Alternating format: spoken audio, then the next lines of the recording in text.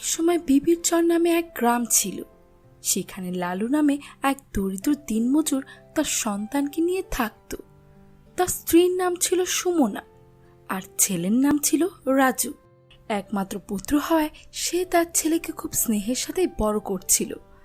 লালু তার একটি চোখে দেখতে পেত না, সেই কারণে তাকে বিকৃত দেখতে লাগত। তাই অন্য বাচ্চারা রাজুর সঙ্গে খেলতে চাইত না। সেজন্য রাজু তার বাবার প্রতি খুব রাগ করত।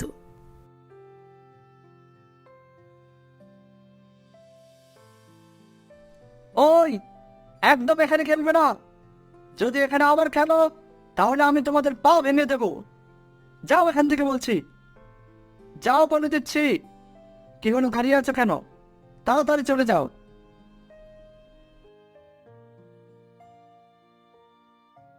কি গো বাবা, আমার বন্ধুরা সবাই একসাথে খেলছি, তুমি আমাদের খেলতে দিচ্ছ না। এর জন্য আমি তোমাকে পছন্দ করি না। না সোনা, এইভাবে খেলা উচিত নয়। এটা ভয়ঙ্কর খেলা, তাই তুমি খেলো না। আমি তোমার পছন্দের আলুর তরকারি বানিয়েছি, এইসব না খেলে আমার সঙ্গে চলো, খাবে। না, আমি পরে খাবো। মা, আমার এখন খিদে পায়নি। এইসব কি মা? আমার সব বন্ধুরা বাবার জন্য আমার সাথে সম্পর্ক রাখে না। আমি কোনোদিনও বাবার মুখ দেখতে চাই না মা। অনেক হয়েছে, এবার খাবে, তারপর ঘুমিয়ে পড়বে। কাল স্কুলেও যেতে হবে। রাজু রাতের খাবার খেয়ে ঘুমিয়ে পড়ল। তারপর লালু ফিরে এলো। সে 1 টাকা রাজুর ভারে ফেলে দিল। আচ্ছা, এতদিনে কত টাকা জমল গো? 1000 টাকা হবে? না, 1000 নয়, 2000 হয়ে গেছে। তাহলে তো আর 800 টাকা লাগবে। এবার তুমি তোমার চোখের অপারেশনটা করাতে পারবে। তুমি যেটা বলছো সেটা ঠিকই, কিন্তু আমি এই টাকাটা আমার জন্য জমাচ্ছি না। এটা আমাদের ছেলের জন্য। ওকে ভালো করে পড়াশোনা করে ডাক্তার হতে হবে, তো তারপরও আমার চোখের অপারেশন করবে। সে হতে অনেক দেরি। একটা চোখ না থাকা সত্ত্বেও তুমি তো স্বপ্ন দেখা বন্ধ করনি। আগে তুমি তোমার চোখটা ঠিক করো, তারপর এমনিতেই সব ঠিক হয়ে যাবে। আর তুমি যদি ভালো থাকো, আমরাও ভালো থাকবো। একটা চোখে তো আমি দেখতে পাই না। এটা তো আর একটা হাত বা পা নয় যেটা অকেজো হয়ে গেছে বলে আমার কাজ করা বন্ধ হয়ে গেছে। জীবন যেভাবে চলছে সেভাবে চলতে দাও। এই টাকাটা আমরা আমাদের ছেলের উজ্জ্বল ভবিষ্যতের জন্য খরচ করব। তোমার এই চোখটার জন্য তোমার ছেলে তোমাকে পছন্দ করে না। এইভাবে তো ও তো তোমার থেকে অনেক দূরে চলে যাচ্ছে। ও এখনো ছোট বাচ্চা, ওকে এখন কি বুঝাবে বলো? কাল যখন আমাদের বয়স হয়ে যাবে দেখবে ও আমাদের খেয়াল রাখবে। অনেক রাত হয়ে গেল, চলো গিয়ে ঘুমিয়ে পড়ি। পরের দিন সকাল হলো। এই নাও রাজু, তোমার টিফিনটা নিয়ে যেতে ভুলো না। আর একা কিন্তু যাবে না, বাবা বলেছে তোমাকে সঙ্গে নিয়ে যাবে। ও না, বাবা আসার আগে আমাকে বেরিয়ে যেতে হবে, তাহলে আমি আমার বন্ধুদের সাথে যেতে পারবো। তাড়াহুড়ো করতে গিয়ে টিফিন ভুলে সে স্কুলের উদ্দেশ্যে বেরিয়ে পড়ল। দেখলে, বারবার বলা সত্ত্বেও টিফিনটা নিতে ভুলে গেল। এই নাও তোমার ছেলের টিফিন। ও টিফিন না নিয়েই চলে গেছে, তুমি দিয়ে এসো তো। আমি স্কুলে যাই এটাও পছন্দ করে না। তুমি গিয়ে দিয়ে আসো না কেন? আমি এবার কাজে যাই। আমার ঘরে অনেক কাজ পড়ে আছে। ওর স্কুল তো তোমার কাজে যাওয়ার রাস্তাতেই পড়বে, এটা নিয়ে ওকে দিয়ে দাও। লালু টিফিন বক্স নিয়ে স্কুলের দিকে এগোলো।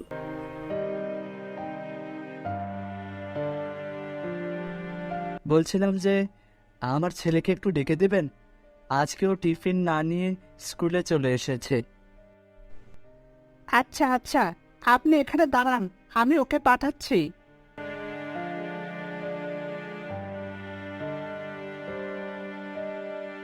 রাজু টিফিন নিতে বেরিয়ে এলো। কতবার আমি তোমাকে বলেছি তুমি আমার স্কুলের কাছে আসবে না। যদি ওরা জেনে যায় আমি তোমার ছেলে, তাহলে ওরা আমাকে ঘৃণা করবে। আর কোনোদিনও তুমি আমার স্কুলের সামনে আসবে না। এরপরে তুমি যদি আবার খাবার আনো, আমি কিন্তু খাবো না, এই বলে দিলাম। আচ্ছা সোনা, এবার এটা নিয়ে যাও। আমি আর কোনোদিনও এখানে আসবো না। আমি তোমাকে কথা দিচ্ছি সোনা। রাজু খারাপ ব্যবহার করে টিফিনটা নিয়ে ভেতরে চলে গেল।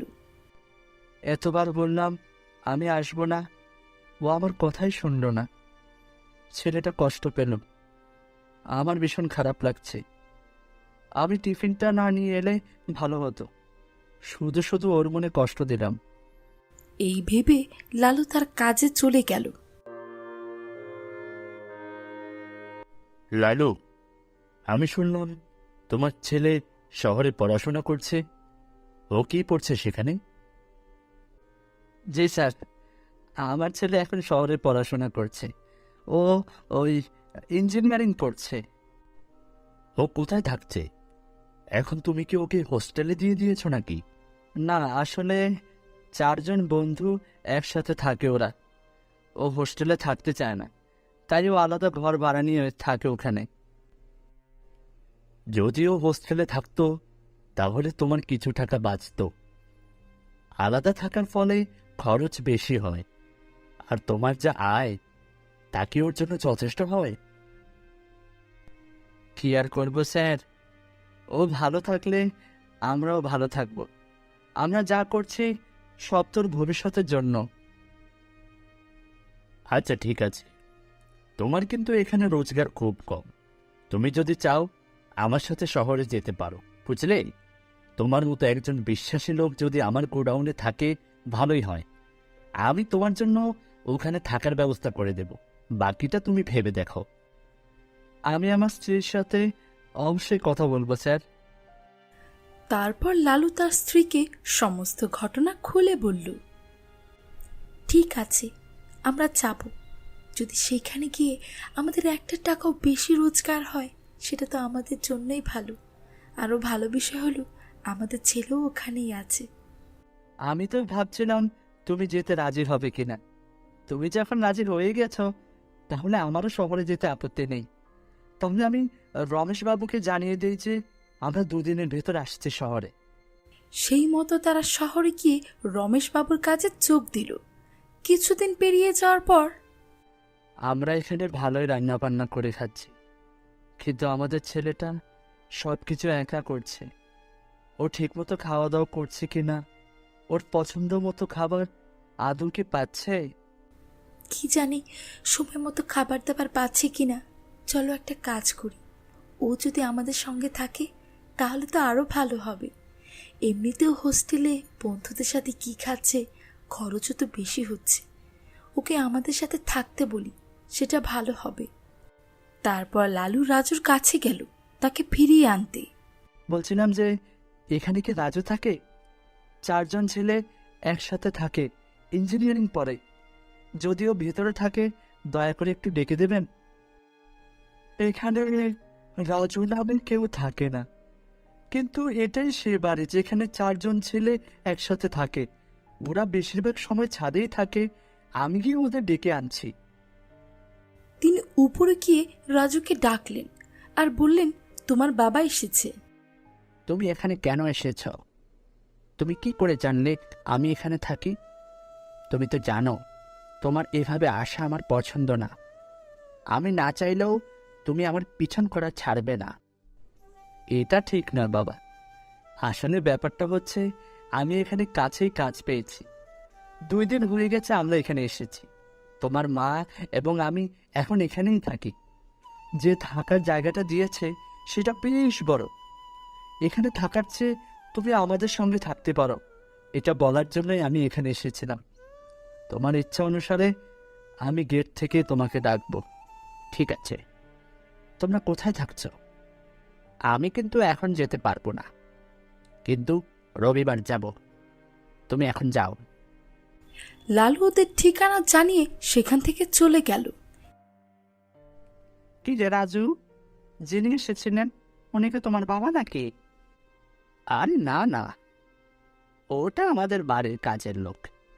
বাবার কিছু বলার ছিল তাই ওকে দিয়ে বলে পাঠিয়েছে। আমিও তাই ভাবছিলাম, ওটা কাজের লোক। ওই লোকটার একটা চোখ দেখেছ? দেখতে খুব ভয়ঙ্কর লাগছিল। হ্যাঁ, এই জন্যই তো আমি ওকে একদম পছন্দই করি না।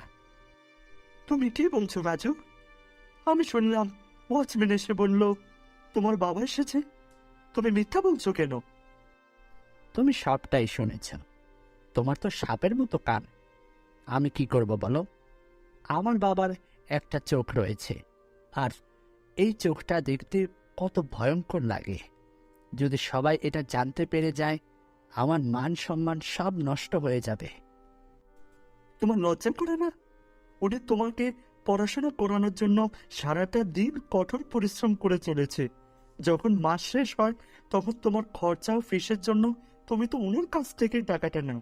ছি, আমি জানি না তোমাকে আমার কি বলা উচিত। তুমি পড়াশোনায় ভালো বলে আমি তোমাকে খুব সম্মান করতাম। এখন থেকে তুমি আমার বন্ধু না। ঠিক আছে, বেশি কথা বলো না। ব্যাপারটা ভুলে যাও। এটা আমার ব্যক্তিগত ব্যাপার। এই সব কথোপকথনের পরে রাজু তার বাবা মা যেখানে থাকে সেইখানে পৌঁছালো। তোমাকে 1000 বার বললেও তুমি আমার কোনো কথা শোনো না বাবা।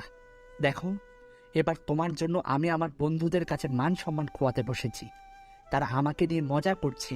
তারা বলছে তোর বাবা অন্ধ। তুমি চলে যাও বাবা, আর কোনোদিন আমার কাছে আসবে না। এইসব কি হচ্ছে রাজু? আমরা তোমাকে ডেকেছি এখানে থাকার জন্য। আমাদের মনে হয়েছে তুমি যদি এখানে আলাদা থাকো খরচ বেশি, সেটা কমানোর জন্যই ডেকেছি। হ্যাঁ, আমি এসেছি। এখন আমাকে দেখা হয়ে গেছে। এখন আমি চলে যাচ্ছি। আর কোনোদিন তুমি বাবাকে পাঠাবে না, বুঝলে? তোমার দুর্ব্যবহারে আমরা কতটুকু কষ্ট পাচ্ছি সেটা না দেখে তুমি আমাদের সঙ্গে কোনোভাবেই থাকতে চাও না। তুমি তোমার বাবার সাথে আগেও খারাপ ব্যবহার করেছো। উনি প্রতিদিন তোমার কথা ভাবেন, তাই আমি তোমার বাবাকে তোমার কাছে পাঠিয়েছিলাম। আমি এখানে এসে থাকতে পারবো না মা। এই জায়গাটা আমার কলেজ থেকে অনেক দূরে। রোজ রোজ অত দূর যাওয়া আমার কাছে খুব কষ্টের। আর মাত্র 1 বছর বাকি, আমার পড়াশোনা শেষ হয়ে যাবে। তোমরা চাইলে প্রতি রবিবার আমি যাতায়াত করতে পারি। সে তার মা বাবার সাথে থাকতে চায় না, এই কথা বলে চলে গেল। 1 বছর পর তার পড়াশোনা শেষ হলো। বড় শহরে একটি ভালো চাকরি পেয়ে সে চলে গেল। 5 বছর হয়ে গেল ছেলেটা চাকরি করছে, কিন্তু আজ পর্যন্ত একটা চিঠিও লিখলো না। চাকরি পাবার পর থেকে এখানে কোনোদিন আসেনি। জানি না কেমন আছে, কোথায় আছে। কতদিন হয়ে গেল ওকে দেখি না বলো তো। আমরা যে গিয়ে দেখে আসব সেটাও তো সম্ভব না। ও যে কোথায় থাকে সেটাও তো আমরা জানি না। কিন্তু ও যেখানেই আছে ভালো আছে, তুমি একদমই চিন্তা করো না। আমি তো ভাবছি আমাদের কারো কিছু হয়ে গেলে বা অসুস্থ হয়ে গেলে ও কিভাবে খবর পাবে। না না, এরকম কিছুই হবে না। তুমি একটু ধৈর্য ধরো, ও নিশ্চয়ই আসবে, তুমি দেখো। একদিন লালু কাজ থেকে ফিরে এসে দেখলো রাজুর বন্ধু সুমন তার সাথে দেখা করতে এসেছে। আপনি কি আমাদের রাজুর বাবা? তুমি কি আমাদের ছেলে রাজুকে চেনো? আমরা যখন পড়াশোনা করছিলাম তখন আমরা 4 বন্ধু একসাথে থাকতাম। আপনি একদিন ওখানে গিয়েছিলেন, সেদিন আমি আপনাকে দেখেছিলাম। আচ্ছা, এখন রাজু কেমন আছে? আমি তো জানি না বাবা। 5 বছর হয়ে গেছে আমাদের দেখা হয়নি। ওর চাকরি হয়েছে বলে বড় শহরে চলে যায়, পরে আর এখানে আসেনি। একটা চিঠিও পাঠায়নি এতদিনে। কি বলছেন কি? 3 বছর হয়ে গেল ওইখানে ফিরে এসেছে। ও বিয়ে করেছে, ওর একটা 3 বছরের বাচ্চাও আছে। এখনো এই শহরেই থাকে। আপনারা জানেন না? ও এই শহরে থাকে, বিয়ে করেছে ও। আমরা তো কিছুই জানি না। তার মানে ও আপনাদেরকে কিছুই বলেনি? ও একটু বদলায়নি দেখছি। চলুন, আমি আপনাকে ওর বাড়িটা দেখিয়ে দিচ্ছি। তারপরে সুমন রাজুর বাড়িটা দেখিয়ে দিল এবং চলে গেল। লালু সম্পূর্ণ হতাশ হয়ে বাড়ি ফিরে আসে আর তার স্ত্রীকে সব জানালো। দেখো শোভনা, ও এই শহরেই থাকে, কিন্তু আমাদের সাথে দেখা করতে এলো না। আমরা সব সময় একটাই চিন্তা করি যে কেমন আছে, কি করছে, ভালো আছে কিনা। আমি তো যেতে চাই, কিন্তু ও আমাকে দেখলেই তো রেগে যাবে। আমি জানি না কেন আমাকে দেখলেই এত রেগে যায়। ও যদি জিজ্ঞেস করে আমি কেন এসেছি, আমি কোনো উত্তর দিতে পারবো না। একবার আমার কথা শোনো, তুমি যাও, তুমি সবটা জানতে পারবে। তখন তো ও ছোট ছিল, ভালো মন্দ জ্ঞান ছিল না। এখন তো ও বড় হয়ে গেছে, ওর বিয়ে হয়ে গেছে, নিশ্চয়ই ও বদলে গেছে। তুমি আমার কথা একবার রাজি হয়ে যাও, দেখবে সব কিছু ঠিক হয়ে যাবে। ঠিক আছে, তোমার কথা শুনে এই শেষবার আমি যাচ্ছি। যদি আমি আবারও অপমানিত হই, আমি আর কোনোদিনও যাব না। লালু তার স্ত্রীর সাথে ঝগড়া না করে রাজুর বাড়ির দিকে চলে গেল। কেমন আছো তুমি রাজু? অনেক বছর পর আবার তোমাকে দেখলাম। তোমার মা তোমাকে দেখতে চাইছে। হ্যাঁ, কি অদ্ভুত ব্যাপার, তাই না? তুমি কোনো না কোনোভাবে জেনে যাও আমি কোথায় থাকি, তারপর মুখ তুলে আমার কাছে চলে আসো। আমি যতই চেষ্টা করি তোমার থেকে পালাতে পারি না। যখন আমি বলেছি যে আমার কাছে আসবে না, তখন সেটা কেন বুঝতে চাইছো না? কেন চাইছো না তুমি? মাকে বলে দিও আর কোনোদিনও তোমাকে যেন আমার বাড়িতে না পাঠায়। চলে যাও, চলে যাও আমার সামনে থেকে। লজ্জায় সে বাড়ি ফিরে এলো এবং তার স্ত্রীকে এসে সবটা জানালো। আমার কথা না শুনে তুমি আমাকে ওখানে পাঠাবে। এবার দেখো আমার জন্য ওর কতটা খারাপ লাগছে। তুমি যদি ওকে দেখতে চাও, এবার তুমি নিজেই যাবে। তুমি অনেক অপমান সহ্য করেছ, আর তোমার ওখানে যেতে হবে না। ওর যদি আসার হয় ও আসবে, আর যদি না আসার হয় তাহলে আসতে হবে না। রাজু তার বাবার বাড়িতে এলো। মা, কেমন আছো তুমি? আমি তোমাদের সাথে দেখা করতে এলাম। আমি ভালো আছি। শুনলাম তুমি নাকি বিয়ে করেছো, তোমার নাকি মেয়ে হয়েছে। তা তুমি একা এলো কেন? তাদের সাথে নিয়ে এলে না কেন? ওদের এখানে আনবো কেন? তুমি আবার সাথে চলো। তুমি বাবাকে বলে দাও আমি আর বাবাকে বিরক্ত করব না। বাবা কোথায়? বাবা কি কাজ থেকে এখনো ফিরেনি? তোমার বাবাকে কোথায় পাবে? তোমার ওখান থেকে ফেরার 7 দিন পর উনি চলে গেলেন। আমি তো তোমার বাড়ি চিনি না, তোমার কোনো বন্ধুকেও চিনি না, তাই পরবর্তী সব কাজ আমিই করেছি। তোমার বাবা তোমাকে শেষ দেখা দেখতে পেল না। কি বলছো বা? কি হয়েছিল বাবার? যতদিন বাবা বেঁচে ছিল আমি ওনাকে পছন্দ করতাম না। এখন নিজের ভুল বুঝতে পেরেছি, কিন্তু উনি নাই। তোমার বাবার এক চোখে দেখতে পেতেন না, তাই তুমি তাকে অপছন্দ করতে। তোমার বাবার চোখটা খারাপ হওয়ার কারণ কি শুনবে? বাবার চোখ কিভাবে খারাপ হলো? আমি তো জানতাম তার চোখ জন্মগত খারাপ। না না, একদিন আমাদের বাড়ির সামনে কিছু ছেলে টানগুলি খেলছিল। যখন একজন টানগুলি মারতে যায়, তখন সেই লাঠিটা তোমার চোখে এসে লাগে আর তোমার চোখটা নষ্ট হয়ে যায়। তখন তোমার 3 বছর বয়স। ডাক্তার বললেন যদি কেউ তোমাকে চোখ দান করেন তাহলে তুমি দেখতে পাবে। তখন তোমার বাবা নিজের একটা চোখ তোমাকে দিয়ে দেয়।